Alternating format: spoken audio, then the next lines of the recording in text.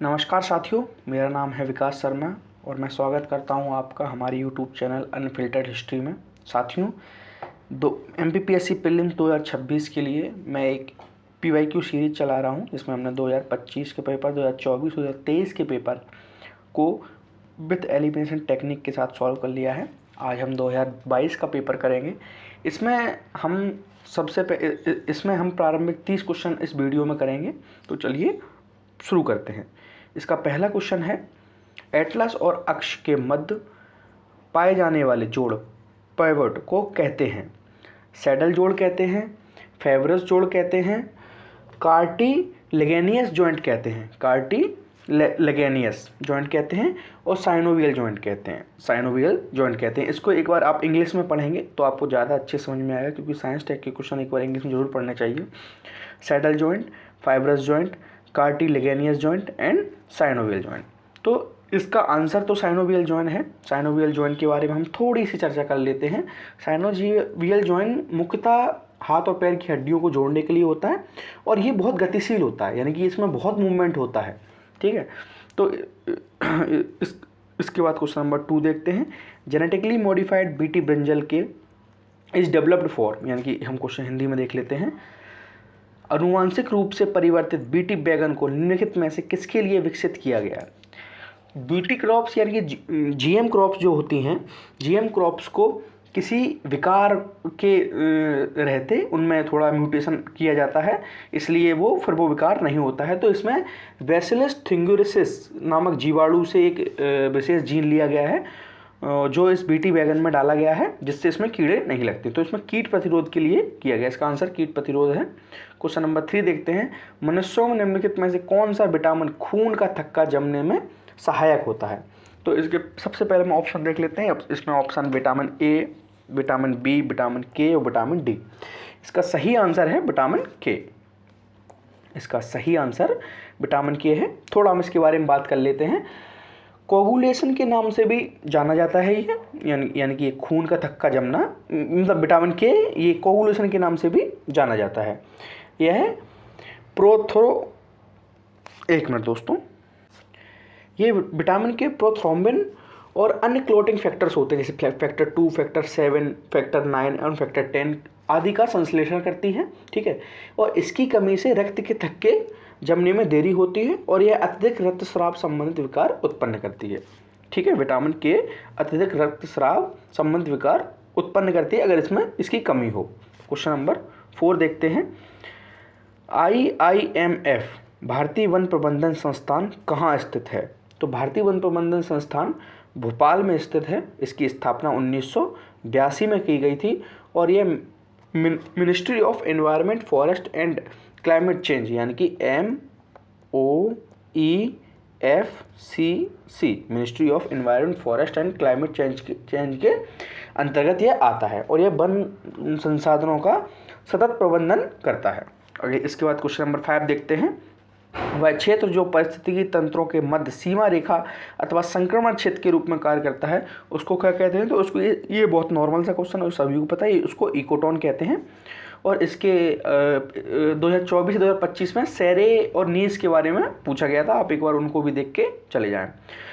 Question number 6 है। निम्नलिखित में से हमारे देश का कौन सा क्षेत्र जैव विविधता का तप्त स्थल होता है? हम पहले यहाँ थोड़ा सा जैव विविधता तप्त स्थल के बारे में बात कर लेते हैं। तो जैव विविधता तप्त स्थल यानी कि बायोडाइवर्सिटी हॉटस्पॉट उन जगहों को कहते हैं जो बहुत क्रिटिकल होती हैं, जहाँ कुछ ही प्रजाति बची हैं, वो भी खत्म होने की कगार पे हैं। तो ऐसे स्थलों को जैव विविधता हॉटस्पॉट कहते हैं। भारत में 4 हैं। पहला है हिमालय, दूसरा है इंडो बर्मा, तीसरा है वेस्टर्न घाट और चौथा है सुंडालैंड। ठीक है, कौन कौन से? भारत में 4 हैं। पहला हिमालय, दूसरा इंडो बर्मा, तीसरा वेस्टर्न घाट, चौथा सुंडालैंड। इसके पश्चात क्वेश्चन नंबर 7 देखते हैं। वायु की गति का मापन किया जाता है, यानी कि ये पूछ रहा है वायु की गति का मापन किस यंत्र से किया जाता है? तो इसका आंसर एनीमोमीटर है। इसका आंसर एनीमोमीटर है। इससे वायु की गति का मापन किया जाता है। ध्यान रखें, इससे गति का किया जाता है, इससे गति का किया जाता है और इससे वायुदाब का किया जाता है। इससे वायुदाब का किया जाता है, एयर प्रेशर किया जाता है। ये गति स्पीड नापती है, ये उसका दाब नापती है। ये स्पीड नापती है, ठीक है, ये स्पीड नापती है, दाब नापता है। बैरोमीटर वायु का दाब नापता है। ठीक है, इसके बाद क्वेश्चन नंबर हम 8 पे चलेंगे। Question number 8, 1 minute. Question number 8 क्या कहता है देखते हैं। कौन सा प्रदूषण मनुष्यों में इटाई रोग करता है? ध्यान से पढ़ना है क्योंकि थोड़ा सा कन्फ्यूजन हमारे 2 नंबर ले जा सकता है और अब तो 3 नंबर ले जा सकता है। ठीक है, कौन सा प्रदूषण मनुष्यों में इटाई रोग करता है? तो पहला है पारा प्रदूषण, दूसरा है कैडमियम प्रदूषण, तीसरा आर्सेनिक प्रदूषण, चौथा नाइट्रेट प्रदूषण। तो इसका आंसर है कैडमियम प्रदूषण। कैडमियम से इटाई रोग होता है। हम थोड़ा और इन ऑप्शंस के बारे में बात कर लेते हैं। पारा यानी कि मरकरी से क्या होता है? मिनमाता होता है और मिनमाता कन्वेंशन भी हुआ था इसको रोकने के लिए। लेड से क्या होता है? लेड पॉइजनिंग होती है, वो बच्चों में ये तंत्र को समाप्त करती है, उसको कमजोर कर देती है। ठीक है, कैडमियम से इटाई होता ही है। आर्सेनिक से क्या होता है? आर्सेनिकोआइसिस होता है जो त्वचा में धब्बे पैदा करता है। आर्सेनिकोआइसिस। ठीक है, और नाइट्रेट से क्या होता है? इसके बाद है फ्लोराइड से क्या होता है? फ्लोरोसिस होता है जो दांत एवं हड्डियों पर असर करता है। और रहा नाइट्रेट से ब्लू बेबी सिंड्रोम होता है। ब्लू बेबी सिंड्रोम होता है। क्वेश्चन नंबर 9 देखते हैं। खाद्य सुरक्षा और मानक अधिनियम 2006 के अनुसार हमारे देश में निम्नलिखित में से किस चिन्ह को सभी प्रसंस्कृत फल उत्पादों के लिए अनिवार्य किया गया, यानी कि प्रोसेस्ड फूड के लिए किस चिन्ह का होना अनिवार्य है? तो इसका आंसर है एफपीओ। एफपीओ का चिन्ह होना किसी भी प्रोसेस्ड फूड के लिए अनिवार्य है, जो कि फसाई एक्ट 2006 से हुआ है। ठीक है, इसके बाद क्वेश्चन नंबर 10 देखते हैं। सबसे सरल क्वेश्चन है, आयुष किसका संक्षिप्त है? तो ये आयुर्वेद, योग और प्राकृतिक चिकित्सा, यूनानी सिद्ध, होम्योपैथी से। इसमें आप थोड़ा इंग्लिश में देखेंगे तो आपको यहाँ समझ में आ जाएगा। आयुर्वेदा, योगा, ए से आयुर्वेदा, बाई से योगा और यू से यूनानी, बाई से योगा एंड नेचुरोपैथी और यू से यूनानी और सिद्ध से सिद्धा और होम्योपैथी से एच से होम्योपैथी। ठीक है, क्वेश्चन नंबर 11 देखते हैं। क्वेश्चन नंबर 11 है, भारत में कोयले के सकल उत्पाद के संदर्भ में यानी कि total gross production of India किस राज्य में ज़्यादा है? Gross production of India Madhya Pradesh में कौन सा स्थान है? यानी कि कोयले के ग्रॉस प्रोडक्शन में इंडिया में मध्य प्रदेश का कौन सा स्थान है? तो मध्य प्रदेश का इसमें चौथा स्थान है। भारत में पहला स्थान प्रोडक्शन में छत्तीसगढ़ का है और रिजर्व में झारखंड का है। कोल प्रोडक्शन में भारत में पहला स्थान प्रोडक्शन में छत्तीसगढ़ है और रिजर्व में कौन है? झारखंड है। ये बात आप ध्यान रखेंगे। क्वेश्चन नंबर 12 देखते हैं। निम्नलिखित में से कौन सा जिला कपास और केले के उत्पादन के लिए प्रसिद्ध है? तो सबसे पहले हम यहाँ थोड़ा एलिमिनेट कर सकते हैं क्योंकि कपास किधर होगी? कपास होगी पश्चिमी मध्य प्रदेश में। पश्चिमी मध्य प्रदेश का कौन सा जिला दिख रहा है? मुझे केवल एक ही जिला दिख रहा है जो पश्चिमी मध्य प्रदेश या दक्षिण पश्चिमी मध्य प्रदेश में है, बुरहानपुर। ठीक है, और दूसरी बात इसमें एक केले का उत्पादन केवल बुरहानपुर, अधिकतर के बुरहानपुर में होता है। ठीक है, क्वेश्चन नंबर 13 देखते हैं। मध्य प्रदेश सरकार की लाडली बहना योजना के अंतर्गत योग्य महिलाओं को कितनी राशि दी जाएगी? तो सबसे पहले 1000 रुपये दी गई थी, उसके बाद ये राशि बढ़ा के 1200 रुपये कर दी गई और उसके बाद ये राशि बढ़ाकर 1500 रुपये कर दी गई। अभी तक 2025 के आखिरी तक, दिसंबर तक 48,632 करोड़ रुपये अभी तक जून 2023 से दिए जा चुके हैं। कितने? 48,632 रुपये लाडली बहना योजना में खर्च किए जा चुके हैं। क्वेश्चन नंबर 14 देखते हैं। निम्नलिखित में से किस जनजाति को आदर के साथ खुटिया पटेल, गौर कीजिए, खुटिया पटेल के रूप में संबोधित किया जाता है? तो सबसे पहले हम इसके ऑप्शन एक बार देख लेते हैं। सहरिया, बेगा, भूमिया और उपयुक्त में से कोई नहीं। तो इसका आंसर है सहरिया जनजाति। इसका आंसर है सहरिया जनजाति। इसका आंसर है सहरिया जनजाति में परिवार के बुजुर्गों को खुटिया पटेल आदि कहा जाता है। और शहरी जनजाति प्रमुखता भिंड, मुरैना, श्योपुर, गुना और शिवपुरी आदि में पाई जाती है प्रमुखता। क्वेश्चन नंबर 15 देखते हैं। भारत की जनगणना 2011 के अनुसार मध्य प्रदेश का न्यूनतम जनसंख्या वाला घनत्व वाला जिला, न्यूनतम जनसंख्या घनत्व पूछ रहा है, न्यूनतम जनसंख्या नहीं पूछ रहा है, न्यूनतम जनसंख्या घनत्व वाला जिला कौन सा है? तो इसमें 4 ऑप्शन है, डिंडौरी, अलीराजपुर, निवाड़ी, मंडला। तो इसका आंसर डिंडौरी है। थोड़ा हम यहाँ रुक के मध्य प्रदेश की जनसंख्या के बारे में थोड़ा विचार कर लेते हैं। तो मध्य प्रदेश में कुल 7.26 करोड़ की जनसंख्या है। ठीक है, इसका घनत्व 236 व्यक्ति वर्ग किलोमीटर है उसकी वृद्धि दर है 20.35%। ठीक है। मध्य प्रदेश में लिंगानुपात है 931 और साक्षरता दर है 69.32। कितनी? 69.32%। और सर्वाधिक जनघनत्व वाला जिला कौन सा है? भोपाल है। ठीक है। न्यूनतम जनघनत्व वाला कौन सा जिला है? डिंडौरी है। सर्वाधिक लिंगानुपात बालाघाट में है 1021 बालाघाट। ठीक है। और सबसे कम लिंगानुपात भिंड में है 837। ठीक है भैया। और जनसंख्या में सबसे बड़ा जिला कौन सा? इंदौर है। और सबसे छोटा पांडुर्णा है, क्योंकि 2023 में बना है, नया जिला बना है। क्वेश्चन नंबर 16 देखते हैं। क्वेश्चन नंबर 16 है, मध्य प्रदेश पहली महिला राज्यपाल कौन थी? तो पहली महिला राज्यपाल सरला ग्रेवाल थी कि नंदिनी सतपथी थी, आनंदीबेन थी कि द्रौपदी मुर्मू थी? द्रौपदी मुर्मू तो हमारी प्रेसिडेंट हैं, तो ये तो हो ही जाएगा। आनंदीबेन अभी बनी है, तो ये भी एलिमिनेट हो जाएगा। अब ऑप्शन है सरला ग्रेवाल और नंदिनी, मतलब आनंदीबेन अभी रिसेंट की हैं, ज़्यादा पुरानी नहीं है। सरला ग्रेवाल और नंदिनी सतपथी। तो सबसे पहले इसका आंसर है सरला ग्रेवाल जी मध्य प्रदेश की पहली महिला राज्यपाल बनी। क्वेश्चन नंबर 17 है, मध्य प्रदेश में ग्राम पंचायत घोषित होने के लिए न्यूनतम जनसंख्या कितनी होनी चाहिए? तो मध्य प्रदेश में ग्राम पंचायत घोषित होने के लिए न्यूनतम जनसंख्या होनी चाहिए 1000। वहीं नगर पंचायत को घोषित होने के लिए 20 से 25,000 न्यूनतम जनसंख्या।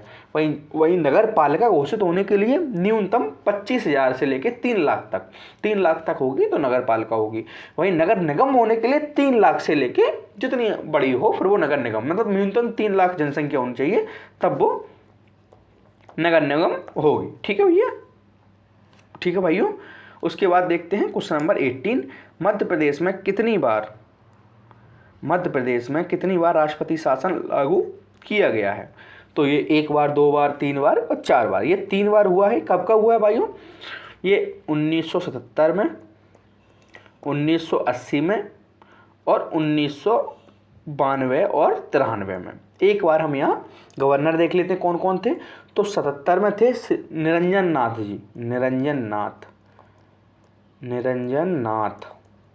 नाथ जी थे। ठीक है। 1980 में कौन थे? सीएम पूंछा। और 1992 में कौन थे? कुंवर मोहम्मद अली खान। कुंवर मोहम्मद अली खान ये गवर्नर थे।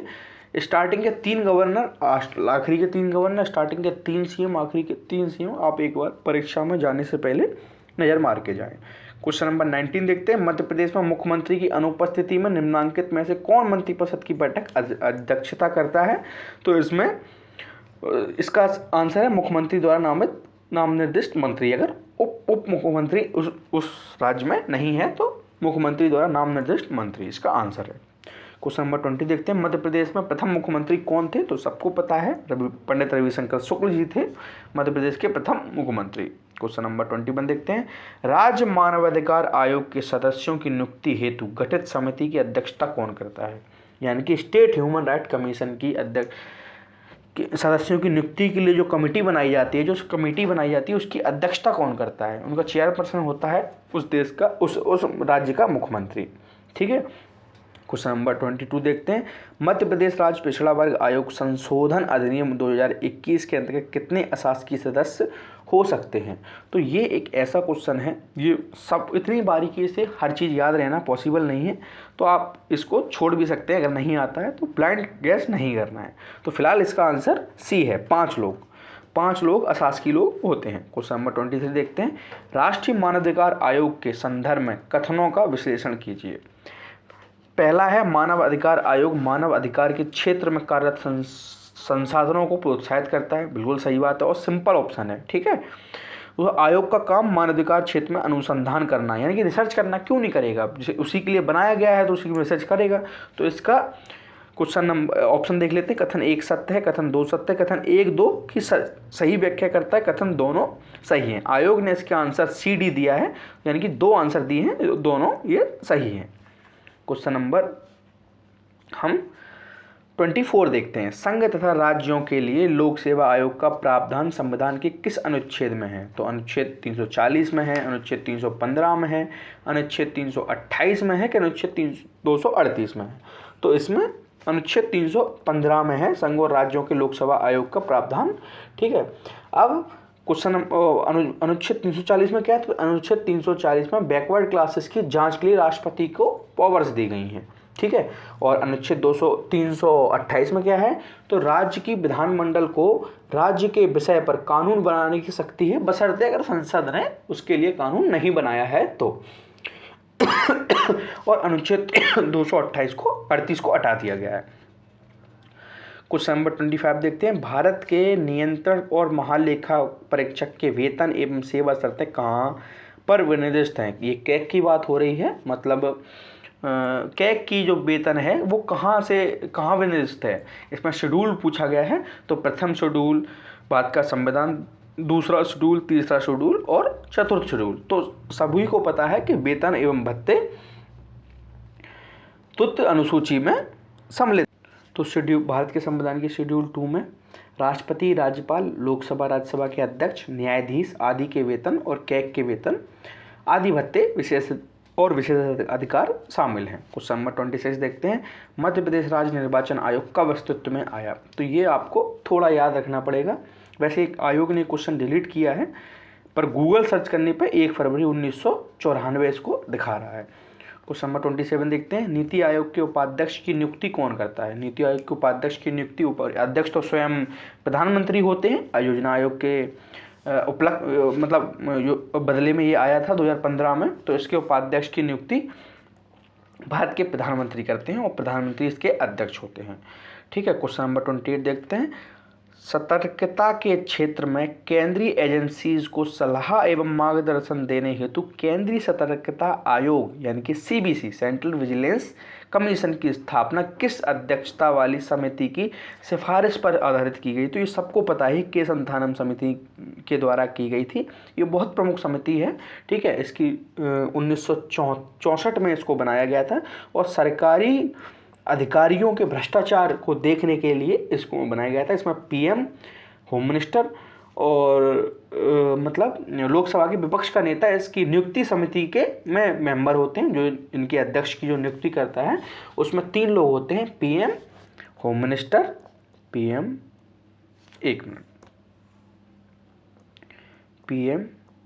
HM और LOP leader of opposition in Lok Sabha. ठीक है, क्वेश्चन नंबर 29 देखते हैं।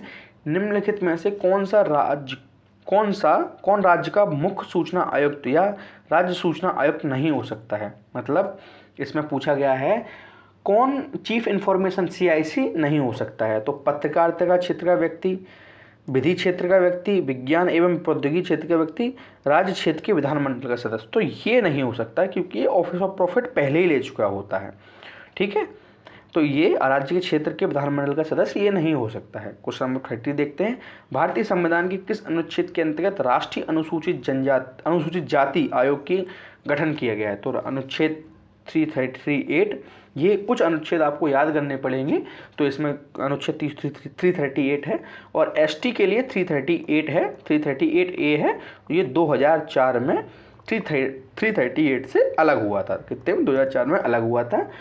धन्यवाद दोस्तों, आज के लिए इतना ही रखते हैं। अगली वीडियो में अगले प्रश्न के साथ मिलेंगे। धन्यवाद।